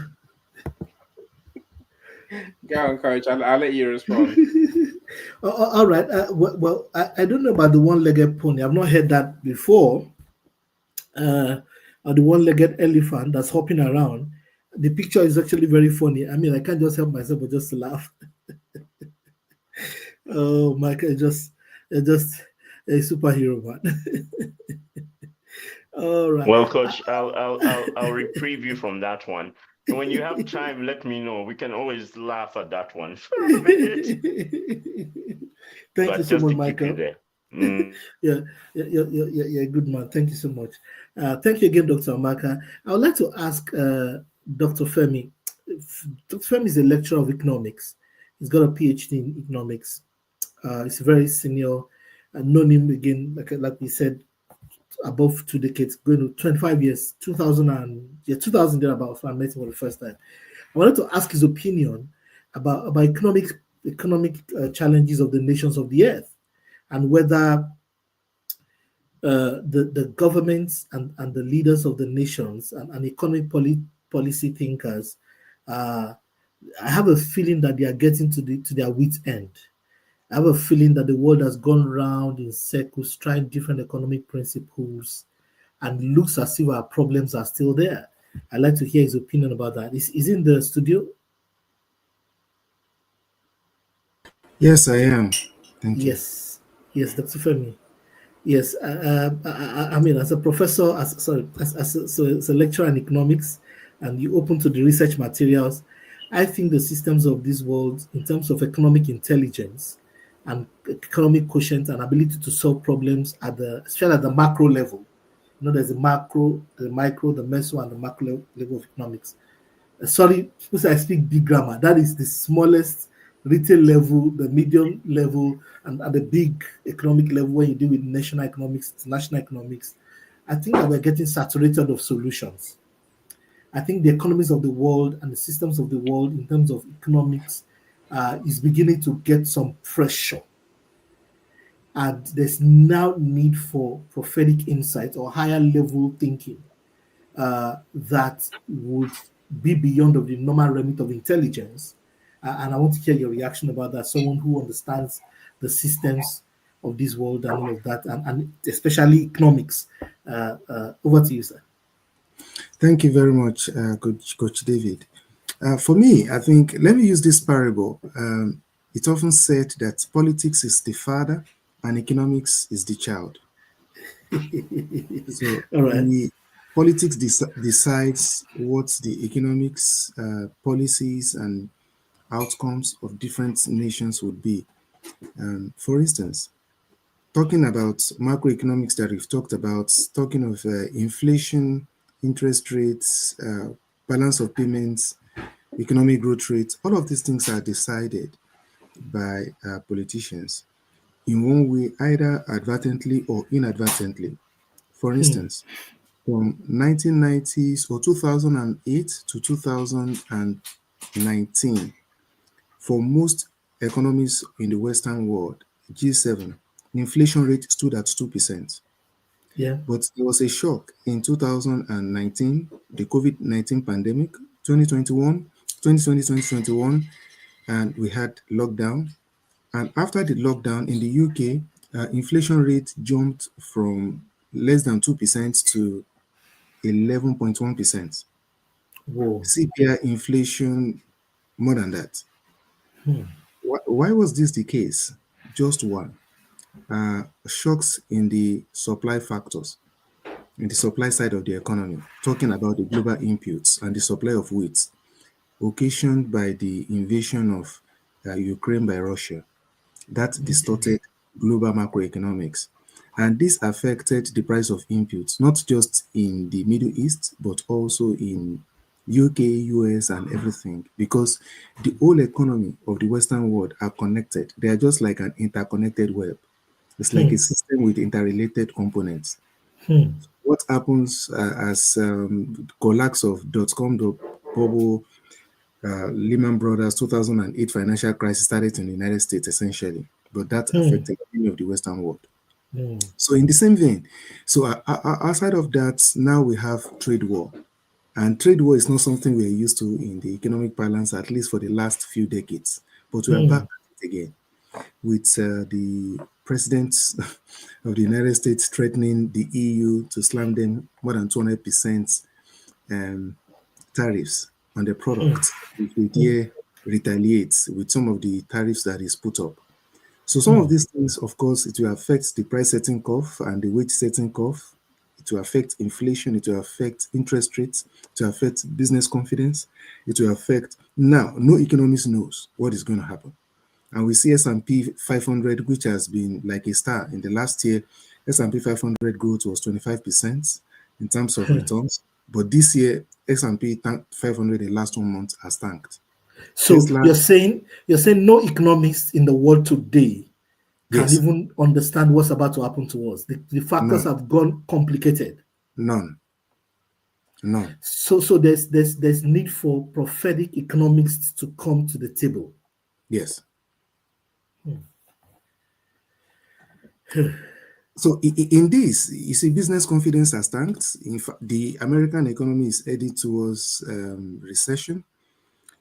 Food price inflation has gone through the roof, and that's also can be cascaded to virtually all the sectors of the economy. There is a campaign to, not buy American products, and this is affecting the performance of New York Stock Exchange. It had billions of dollars wiped off within a day. So how can you tell? Many investors are putting off because business confidence there's a dip in business confidence. So you have to put off your investment until you know where all of this is what's going to happen. Is the war in Ukraine and Russia, is it going to escalate, or is peace nearby? What's the next move for Donald Trump? Most likely, some economists are even of the opinion that transatlantic trade and multilateral trade organizations are going to come apart in the next few years with the current American administration. Talking of NATO and everything, they are not even seeing the future for it. Many European countries are not, they are very skeptical if they are going to be aligned with the United States in the next few years. And if this happens politically, it will bring about a revolution in the economic performances of these countries. China may undoubtedly become the most capitalized and the best performing economy in the world. China will gain bigly from all of this. Well, is it because of the entrance of BRICS and going to have an effect on the? Yeah, can you speak to that also? How BRICS is also having an effect? Yes, I think if we look at the Bretton Woods institutions, as it is so called, the World Bank, IMF, etc., exchange rate policies, bond yield, and international capital markets. Now, there is this, it is intertwined with politics that, the dollarization of international trade plus some imbalances in trade agreements between most of the global south and global north is bringing about some discontent. I think there is this Nobel laureate winner, Joseph Stiglitz, that wrote a book, and that fetched him a Nobel laureate in economics, Globalization and its Discontent, talking about how we have absolute winners and absolute losers when it comes to globalization. And to this, many are complaining, and the discontent is what actually spawned the BRICS, the Brazil, the Russia, the India, China, and now Nigeria is trying to join in. I think Nigerians' membership has been approved. Many other countries are trying to join. In fact, there is a campaign to de-dollarize the currency of international trade from American dollars to either gold, or perhaps there can be some international currency settlements whereby dollar will no longer be what it used to be. Perhaps you want to buy Nigerian crude oil, you buy in naira, and you go to Russia, you spend Russian currency. You go to India, we do trade, almost returning to the process of trade by barter. So this in itself, looking at it, I think these are products of burning injustices. I don't want to bore us with some facts and core theories that brought this about in terms of the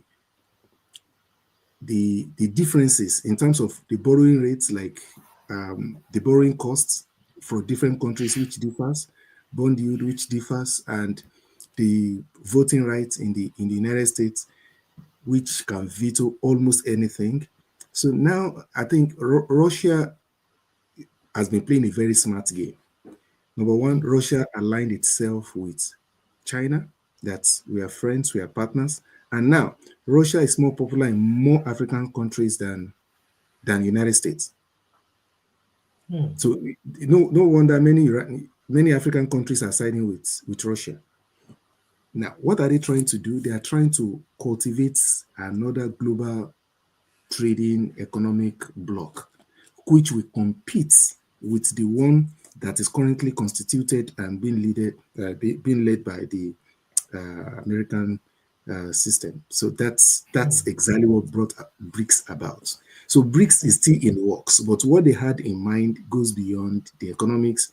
They also want to have some sort of political association whereby they do things in a way that will compete with the global leadership that has been put in place by the United States of America. So it is actually an answer towards the current capitalist system. It's more of a hook and bait. And how does Africa play into this? For me, I don't see BRICS to be, of course, it's a very good place to start for Africa, but Africa has some deep problems that are fundamental. Number one, and this may come as a shock, the first thing Africa needs for Africa to grow is unity and peace. There is this maxim we have in development economics that for there to be economic progress, there has to be peace and there has to be unity, which is common sense, right? Now, I will tell you, as a British passport holder, I can do more business with more Africans than some neighboring countries in African countries. That is how Africa is currently constituted. That is, there are some countries in Africa that geographically they are just few kilometers or thousands of kilometers apart, and yet the policies couldn't have been more stark in terms of differences. Yeah, you don't go far. Don't go far. There are states, there are local government, there are houses in some places in Africa beside each other, and they belong to two different tribes, and they don't talk to each other like this. There are tribes where you have the men to be one tribe and the women to be another tribe, and they don't talk to each other, and they have one general tribe. So I think I was telling Annie that Africa remains poor not because of corruption, but because Africa cannot work together. What is the bigger? The people are the problem. Thank you, the people. So what is the what are we talking about? The realm of the current solutions, the intellectuals are getting to the end of their strength. The economic theories, for example, are nearing the point. Please don't go, Femo, please, I beg, don't go, please. Sorry, I'm saying I beg. Sorry, that's colloquial for please don't go yet. We would need prophetic intelligence, or what I call economic prophetic capital or intelligence, solutions that are new and belong to the realm of deeper thinking or higher order prophetic inspiration to find solution to our most nascent problems. The world is heading for some interesting bends that we cannot afford to not have the best of our prophetic energy on the table. Otherwise, we are in for trouble. Because for the first time, the whole world is facing some strong restructure and reorder. The Chinese and the Russians, I don't want to go into why I think the Russians are in trouble too. The Chinese appear a little bit safe, and this has also been described in prophecy that their day is coming soon.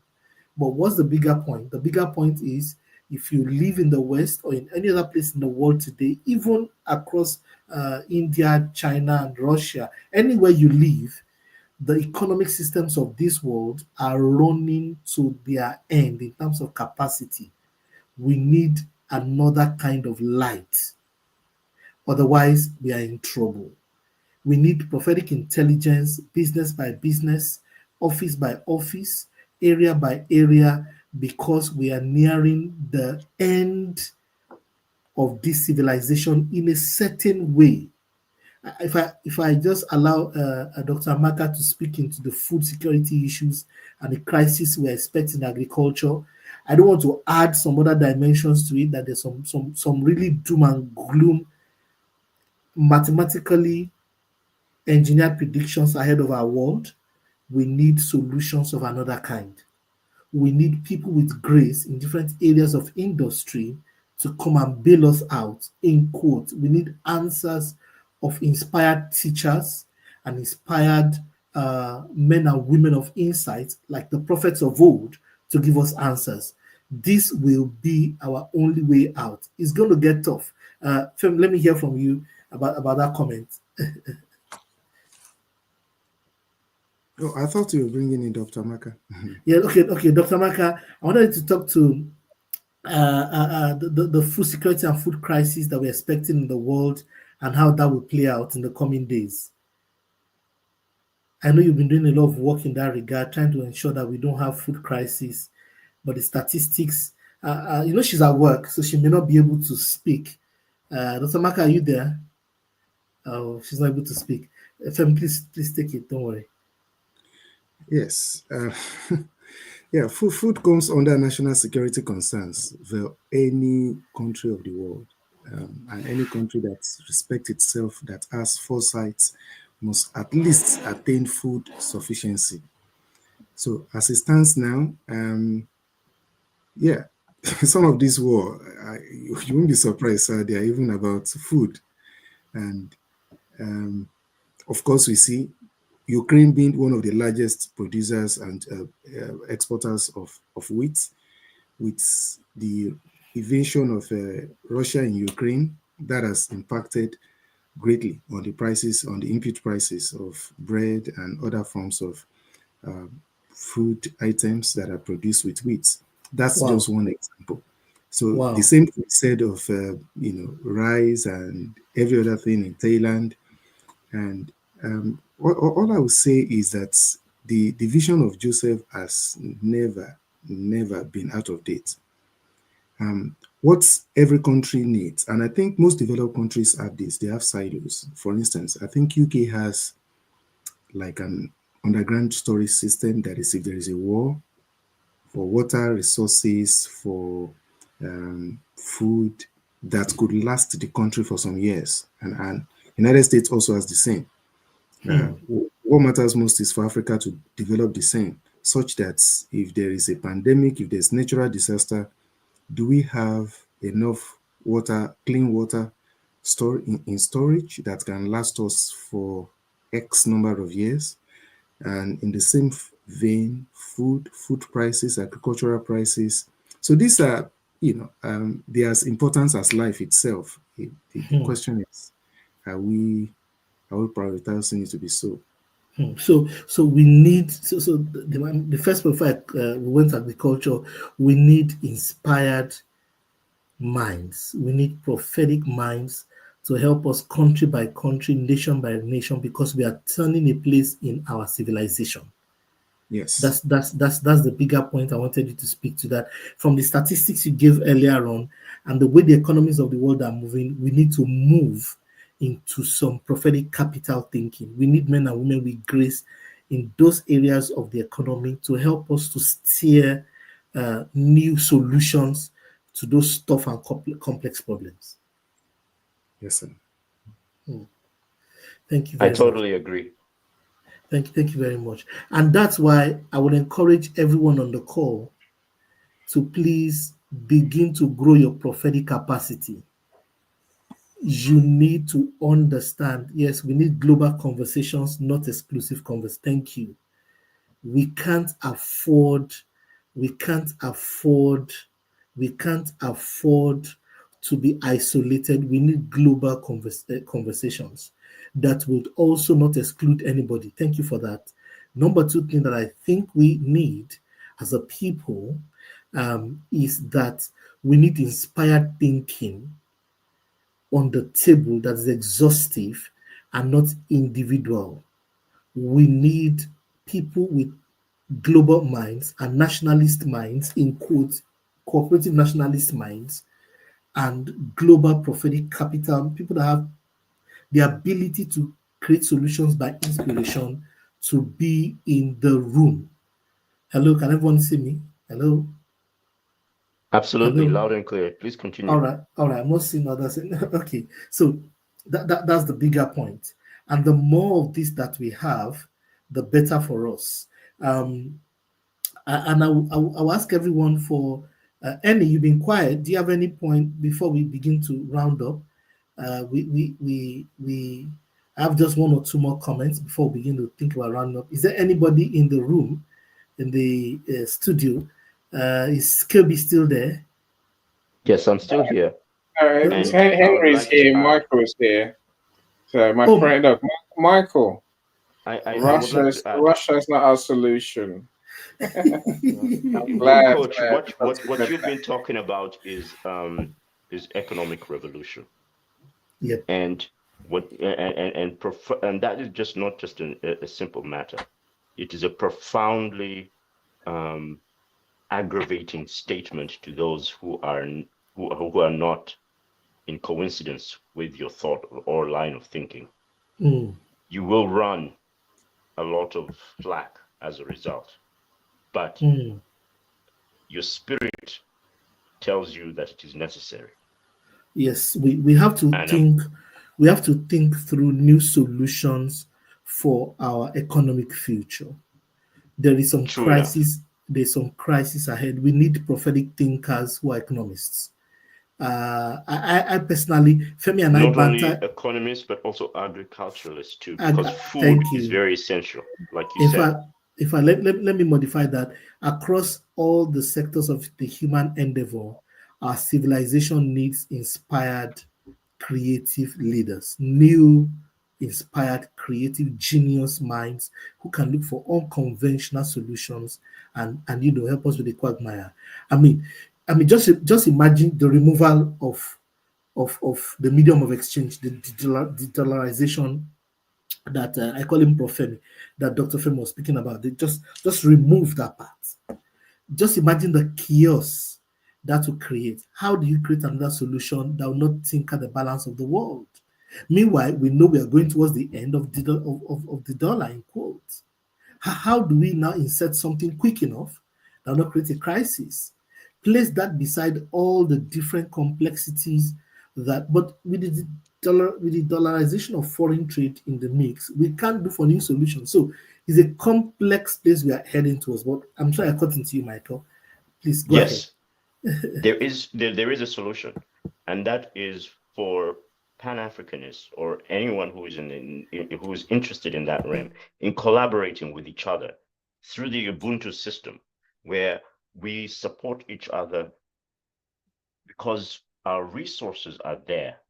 Burkina Faso has already shown that we are capable of actually doing it within months or a few years of enabling each other and helping each other out and creating a system such that we can ride these economic issues that are going to show up, and that shall show up. It's not like if they shall. It's going to happen. Very true. Going down that line and having leaders who invite the young population, just like the president of Botswana has been indicating, you need to harness and also harness the power of the young people by inviting them into the political system and bringing them up. Ubuntu way. I agree. That's what he's talking about. I agree. Not excluding them. Yeah, I agree. The other part of the conversation is that our current education and indoctrination would not allow this to happen. The current software that we are running, it has to start from a reorientation that is internal. And the realm of that reorientation is revelation, because there's no precedence. You see, the betrayal you have in Africa, the betrayers you have in Africa, is rooted in history and genetics. Right. It is that our great grandfathers in Africa sold away our great grand uncles, who are the Caribbeans in quotes, who are the most intelligent on the planet at that time, for gunpowder and then guns. Yes, I can see that happening. That betrayal of history is a big problem. If, to just an example, and this is like a microcosm of the whole. If we don't have revelation in our spirit of a new behavioral pattern, if we cannot rewire our internal reality by elements like prophecy, which is another picture of another possibility, I use big words. Another picture. No, continue, because otherwise I will not understand if you do not. Yes, another picture or another reality is the only way to rewire ourselves for the greatness we desire. But our with the firmware requires that. Yes, thank you. So we need another software or revelation, and the men and women who carry revelation will be able to paint another picture so that we can have another future. Otherwise, at the rate at which you are running, and this Africa as an example, the same thing for other places in the world. The global economies of the world require prophetic capital at this time. We cannot go forward without it, and there are few people who even accept that our current civilization, our current educational system has been maxed up by our current civilization. It's a very big challenge. Very, very big. It's a very big challenge to propose, but it is not impossible. Not at all. I agree. I mean, that's why we're having this session. To say that our current educational, there's nothing in our educational systems, there's nothing in our current governance structures that can give the spirit man of man the opportunity to think outside the box. Our economic systems and rules are pretty set up. It goes in circles and circles. If we don't have another revelation or another level of insight, we cannot create new outcomes. It will be very difficult. We will certainly drown within those circles. Thank you. That's you said it all. It's either we choose prophetic capital or we drown in our current circles that we have created and we have been used to. For about 200 years, the systems of this world have been moving around the same thing. The new thinkings that can take us out of this cycle will have to use prophetic capital because it has no precedence on the earth. It has to be from the realms of genius. And this is really, really, really, really. Thank you, Michael. You teased me to the point I was trying to make exactly, which is we need these new levels of thinking. All right, I keep quiet now. Michael, please, I yield the mic to you, and thank you for that insight. And this level of thinking is not like it has not been there in this world. It has existed, and that's in case I point to the pyramids. Nobody has ever determined how those things were built, and at the same time, there are structures in the world, and also the genius of actually creating three-dimensional pockets in the world that you can visualize and see. Even currently, right now, you're actually looking at them as we're going through the world and we're looking at different pictures and TikTok and YouTube and so on and so forth. You can see that there are geniuses out there that are actually, and they're young, and they're showing us their genius through 3D. But they're also picking it up from somewhere else, another location, not necessarily this world. And that's how those pyramids came about. And that's how they got fixated and built in there. You cannot just imagine those things. This was something that was there before, and that's why I say that it will come back again. We're in a big, big circle. I agree. What has been before will come again. Africa was great once before. We had the Ubuntu way. We had our ways. Those ways will come back and they will resurface, but we have to focus. Very important. And the energy has to be, and we have to channel our energy, just like you indicated, towards grooming the younger folk and bringing them up into into channeling their minds through prophecy Hmm. and being able to understand and also delivering delivering us out of this Out of this, yeah. economic hell, Hmm. which was designed to actually be hell and to destroy us, as far as I Absolutely. can tell. I It agree. just doesn't make any sense otherwise. I agree. I agree. It was created to put us in this quagmire. I fully agree with you. Mhm. I agree with you. I agree. And All that's right, why I and say the solutions are not going to come out from outside. They're going to have to come from inside. I agree.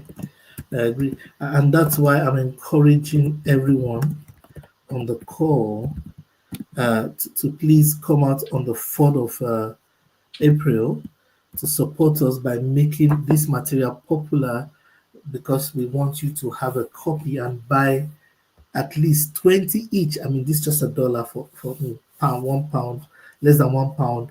Everywhere all over the world, we want you to have and share this to as many people that you can, because it needs to get to the hands of those who will make policy. We can't continue to look at the world this way. The questions are looking funny, direction is looking funny. It's our assignment, because we are in the world right now, we're the ones here right now. We must find a means and a way to make the world a better place for us and our children's children after us. All right, let me take last comments now. Ellie, do you have last comments? Thank you, Michael, for that. Do you have last comments? Do I have last comments? No, I've enjoyed Yeah. the conversation. You know, again, Michelle says we raise our children with extracurricular activities that feed their dreams when adulthood can't support their lives. Yeah. You know, again, you know, the fact that we all have our prophecies, our missions, our purpose. Yeah. There's purpose to feed everyone. You know, there's purpose Yeah. for everyone. It's not just engineering. It's not just agriculture.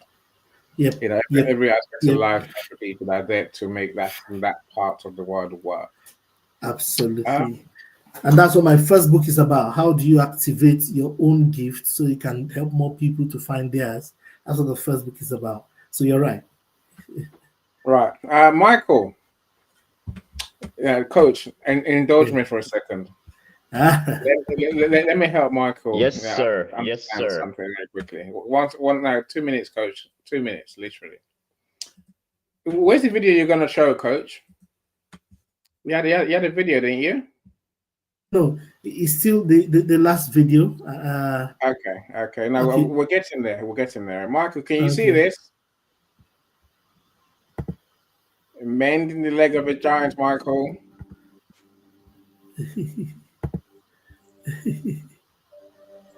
Musha Can you see lost her Michael? leg when she was 2 years old from landmine.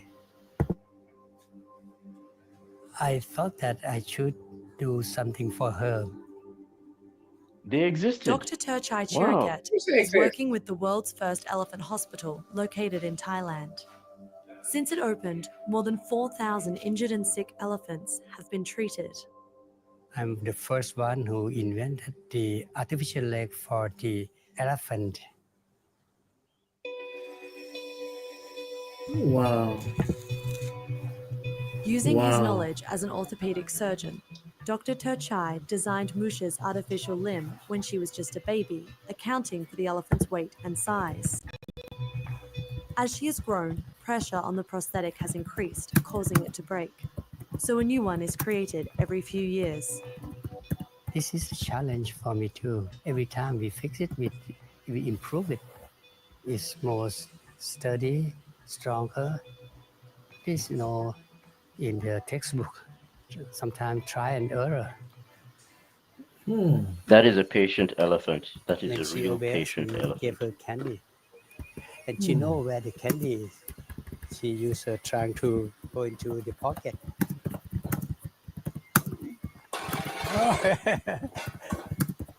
She know. So they like sugar.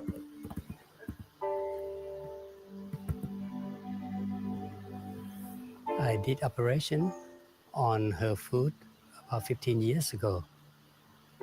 But she remembered me.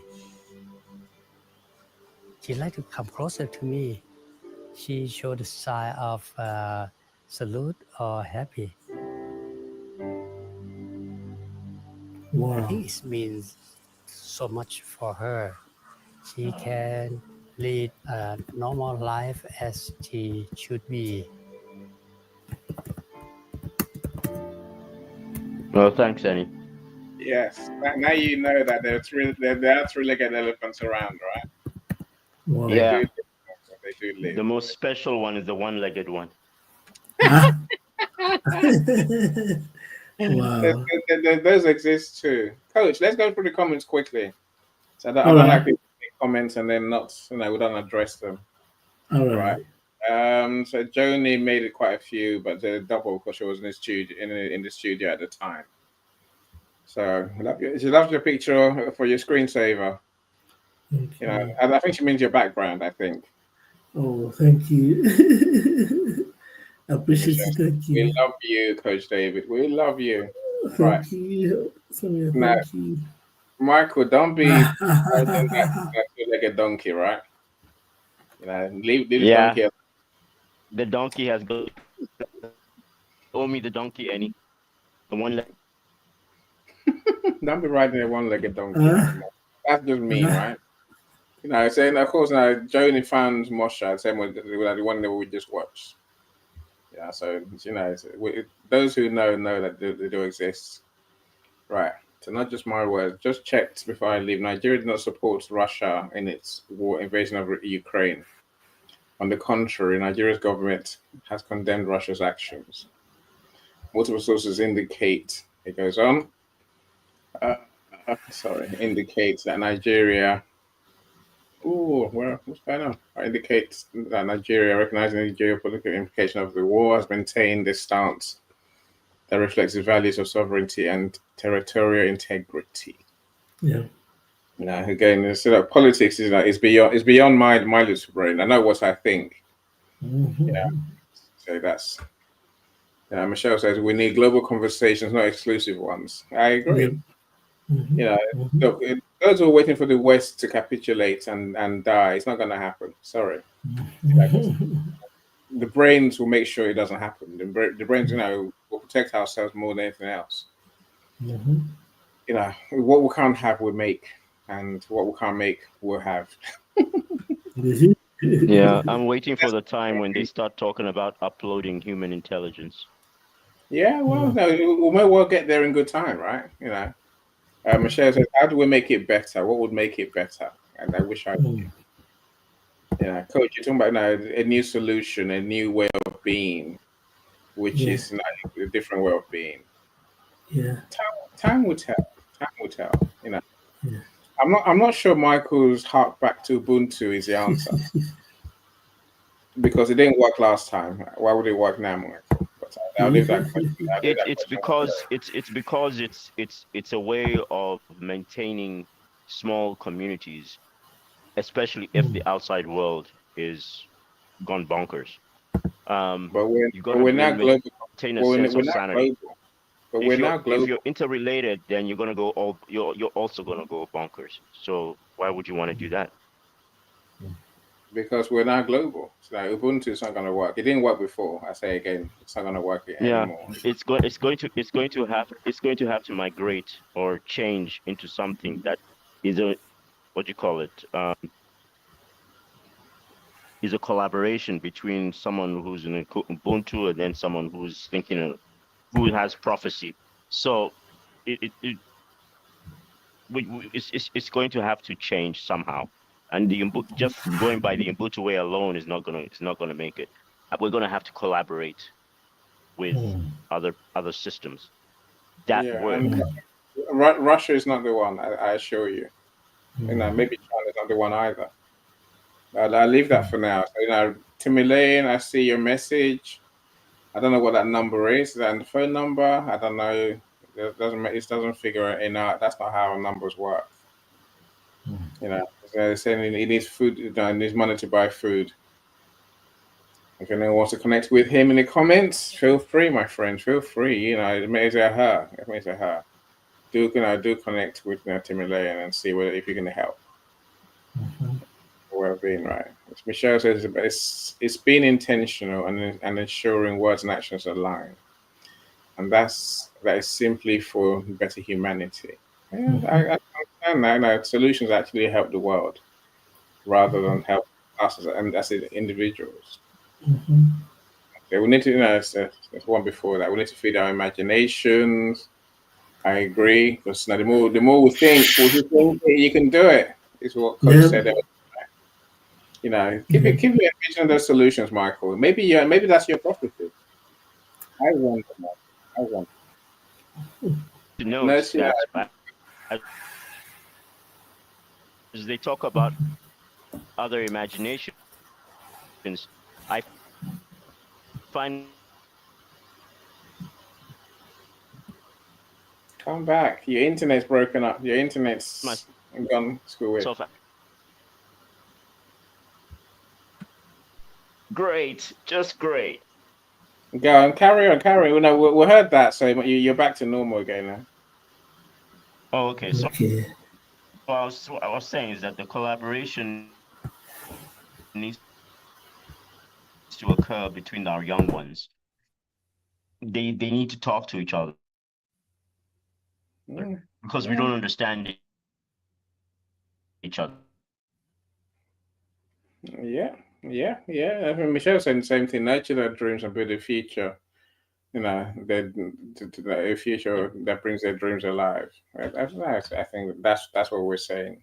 As a result, we do not operate if we do not know when. Well, we have to be there to help them do it. Otherwise, they're going to fight each other, which is it's commonplace. It's exactly what we've been doing all this time. And the elders are not stepping in to say, no, you don't do that. You need to actually cooperate, collaborate. You can't have it both world ways. is in You can't say give it to the youth and then say the elders are responsible when they don't do it. Similar. Just like The elders are also responsible for ensuring that we actually get there in their own way. They've got to have. We all have a place or we all have a position to take and something to do. We need to step in and do it instead of being afraid. Why? And saying, "Oh, but I can't do it." No, it's a bit like Trump said, I refuse to do it. You help yourselves. I ain't funding you no more. I ain't giving you my time or my energy anymore. Do it yourself. That's Absolutely what the West right. is It's being saying. like that. Yeah, and that's what the elders are saying the same thing. But we all know where that's headed. You can predict it. Well, Very simple. back to square one. Could well be. That person whose prophecy is to save Africa, to be the new savior, to have the solution, they will get through. I think that's Coach David's point. They're there, then that person will eventually have the impact that we need. You can't blame anyone else. Your prophecy is your prophecy. Whatever it takes, you will overcome. Michelle said, I just popped up like a jack in the box. Because I'm right here, Michelle. I'm right here. I know how to say off screen. It's not that hard. I know what I need to do. I can even move or I can sit down. Either way. I missed that. Can you do that again? No, not really. Right. Ooh. I'm right here. I'm literally I'm an inch away from my screen, but you can't see me. Yay. There you go, Jack in the Box. Oh, that's nice. That's really nice. Yeah. That's the first Jack in the Box I've ever seen. As Coach David says, we need solutions that are not in the textbook. Maybe, possibly. Absolutely. Michelle says it's going to work. When you help the earth, you help people. Yeah, of course. And Michelle's with you. The youth are our future.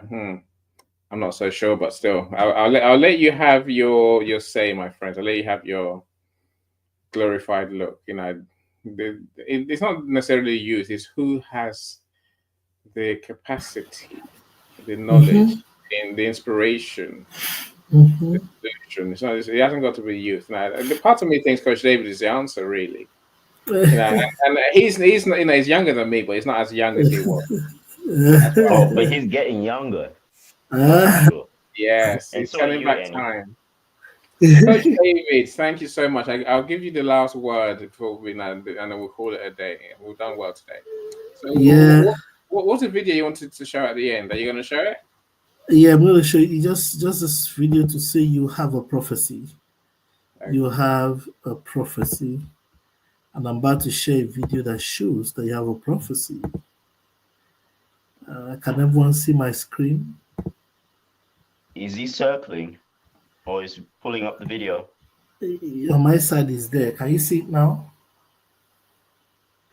And is that another Jack in the Box? Yeah, no, it's on now. So I've just put it in it's on screen now. Okay, so let's just listen. It's about 1 minute, 2 seconds.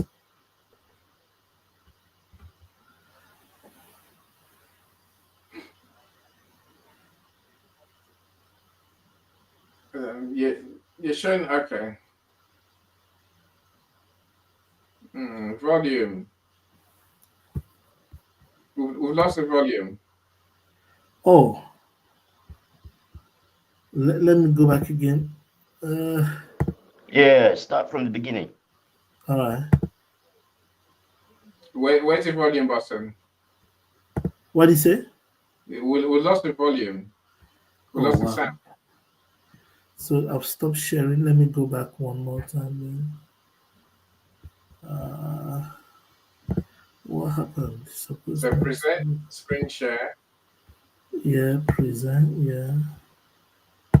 Share screen. Yeah. It should be up on my screen there for me to put on big screen. Okay. Okay. Can you see now? Yeah. Okay. Let's go. No, I can't see it. Your prophecy isn't just. What did you say? I can see can't it. see it. Michael can't see it, but we can. But continue playing. If any can see it, continue playing. Right. Okay. Everybody's looking for that edge in life, but what if yours was already written? It's time to activate your prophecy. Your prophecy isn't just a prediction, it's a divine assignment, a blueprint of who you are meant to be. Yet so many remain trapped in cycles of struggle and uncertainty. What if you've been chasing what should have been chasing you? The issue isn't the lack of prophecy, it's the failure to activate it. Prophecy is a lived reality, an unfair advantage that turns you into the answer the world needs. Do you know your prophecy? Are you living in alignment with it? A prophecy unfulfilled is power locked away. A prophecy lived is a force that shapes businesses, careers, families, and nations. It's time to break free. Join the godfather of LinkedIn, Enio Sung, and coach David Adioye on March 14th at 9 p.m. GMT. Unlock the secrets of walking in prophecy and transforming destiny into reality. This is the call to your prophecy. This is your moment. RSVP. Now, set your reminders. Show up. Your prophecy is waiting. Tag someone who needs this. All right. Can you hear me now? Yeah, we can hear you. We can hear you perfectly. You have a prophecy. It's time to activate it. And thank you, everyone. Same here, Michelle. Thank you all. Thank you all. Thank you all. Thank you, Annie. Thank you, Annie, for your super amazing work. Thank you, Michael. I appreciate you guys. Thanks, Coach. Thank you. Yeah, we thank you profusely, Coach. Thank you so much. Cyrus gives you a round of applause. Cyrus says, you can't feature in the future, you can't picture. I like that. Yes. I can't see that on my StreamYard. Jay, welcome as well. Glad you're here. Words from Henry earlier. Mudukwe, I don't know why I can see on my screen, but we know you're here. Always have a go, she says. I agree. Thank you so much. My friends, thank you for spending your couple of hours with us. Just say, do go on the event page and respond to the comments. More importantly, connect to the people who have been here. Make friends. Coach is going to connect with Michelle and have a meeting with Michelle. So that's a good thing. I'm sure you've met Michael already, haven't you? Yes, I met him already. Yeah, so we need to have those conversations. Yeah. So thank you so much, everyone. Thank you, Coach. We're back here again. Next week? Next week, Friday, we're back again with another topic. I have no idea what it will be. I'm sure Coach knows already. He'll tell me as the week goes on, my friends. Yes. Michelle in the audience, Michelle's in the audience.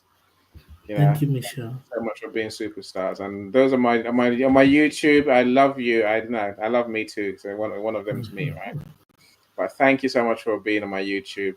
That's what I always say: like, subscribe, comment, do the right thing. If you're on Coach David's YouTube, and I do the same thing, right? Like, comment, subscribe, please. So look, enjoy your weekend, people. Thank you so much. I'm going to go and spend time with my family now. I've been here since 7 o'clock. Anyway, my friends, enjoy your weekend. Enjoy your night. Take care, everyone. I got another call, so you guys have a good one. Take care. Celebrate it with or without champagne or rum. Achieve success with global.media.